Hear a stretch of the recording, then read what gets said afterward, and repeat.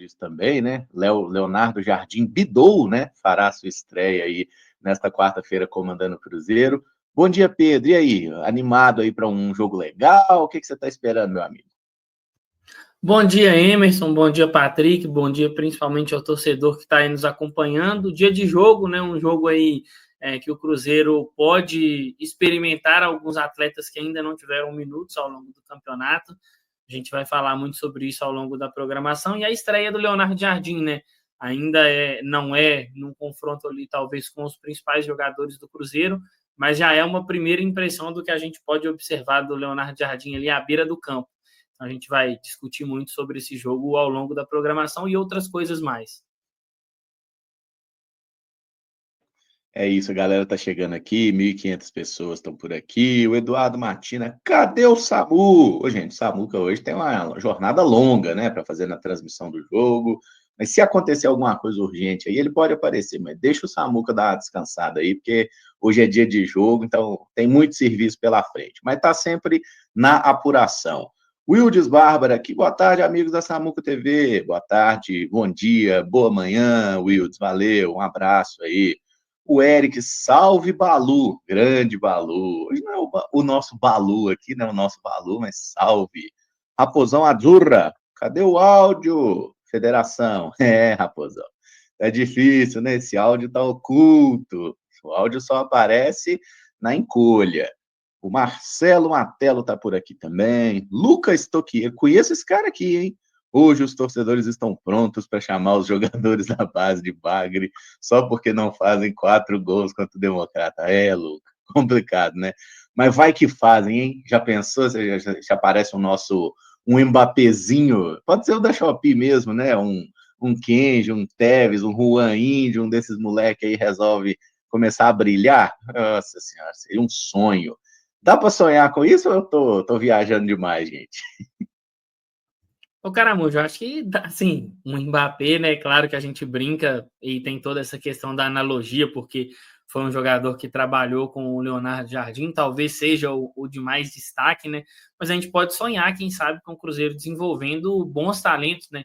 A gente tem jogadores aí de muita qualidade, a gente sabe da qualidade do Tevez, a gente sabe da qualidade do Kenji, jogadores que têm características interessantes. A gente tem um Bruno Alves, que está ali no setor defensivo, né? A gente fala muito dos jogadores e tem uma expectativa muito grande com os jogadores que têm mais chances de fazer gols, mas a gente observa o cenário do futebol mundial hoje, como que o zagueiro tem ganhado cada vez mais influência, e aí a gente tem aí atletas que podem muito bem fazer esse caminho de ganharem espaço no profissional e renderem bons frutos técnicos e econômicos para o Cruzeiro, né?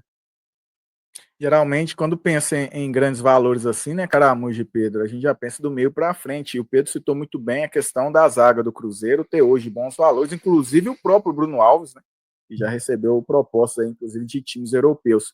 Eu creio que o Leonardo Jardim, por já ter essa característica, e sabemos que ele potencializa assim, jogadores novos, e ele mesmo disse na coletiva que ele tende, né, a gostar de trabalhar jogadores novos, e o Cruzeiro eu não creio, o Caramujo, pelo menos nesse momento, que tem jogadores como, por exemplo, o Estevão, o próprio Vitor Roque, quando surgiu aqui, era nítido que era acima da média para o nosso futebol, mas o Cruzeiro tem sim bons jogadores e que, quem sabe, potencializado, pode chegar a um patamar aí de tornar aí um grande jogador ainda aqui no Cruzeiro e gerando bons frutos também, financeiramente falando.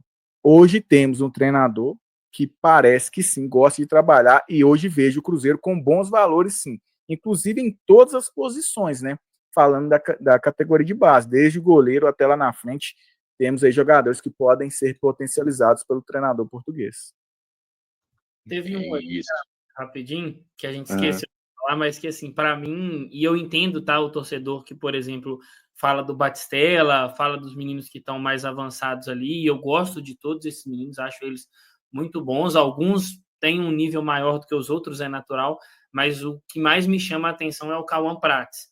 Ele é um cara que vai queimando etapas, né? Ele tem só 16 anos, vai fazer 17, é um jogador 2008, e ele já figura na categoria sub-20 com muita qualidade, já passou um período de treinamentos com a seleção brasileira sub-20, foi convocado para um amistoso com a seleção sub-17 como zagueiro, então é um jogador versátil também, dos nomes aí que vem surgindo na base do Cruzeiro, é um dos que mais me anima, porque já parece estar muito pronto para a categoria, apesar da pouca idade. É isso, e assim, a gente já vai falar bastante, então acho que podemos entrar já nessas questões de jogo, né? Inclusive, se você quiser ver aí uma prévia, prováveis escalações e tudo mais, já tem esse material aqui lá na Central da Toca, vou colocar na tela aí, ó. Democrata e Cruzeiro pelo Mineiro, horário onde assistir, escalações, e tem até palpites, tá? Deixando bem claro aí, fazendo o serviço.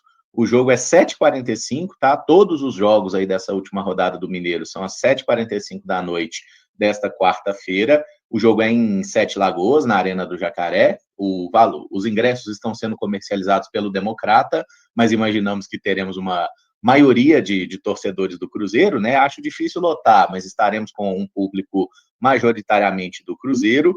E o Cruzeiro terá aí provavelmente um time bem alterado, tá? Primeiramente porque tem alguns jogadores pendurados, né? Com 2 cartões amarelos que o Cruzeiro deve preservar, casos aí de Fabrício Bruno, caso do próprio Lucas Romero, do Matheus Henrique, esses jogadores não devem ir para o jogo, tá? Então tem todos os detalhes aqui.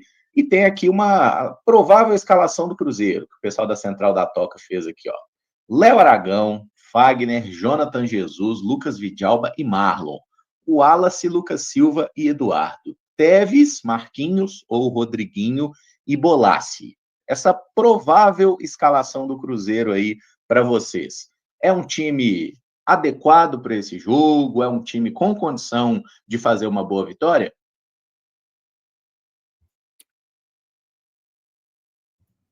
O Caramujo, eu acho que sim. A gente pontuou muito o nível do adversário, né? Respeitando, claro, os jogadores ali do Democrata e a instituição, mas o Cruzeiro montou um elenco muito bom para poder ajudar ali o Cruzeiro nesse tipo de situação.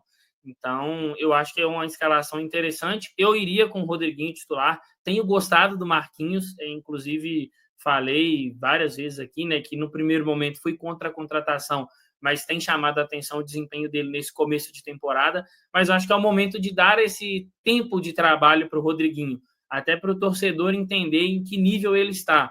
Jonathan Jesus é um outro jogador que eu preservaria, a gente comentava aqui em off, e o Samuel, ele falou ontem, depois que eu fui me atentar a isso.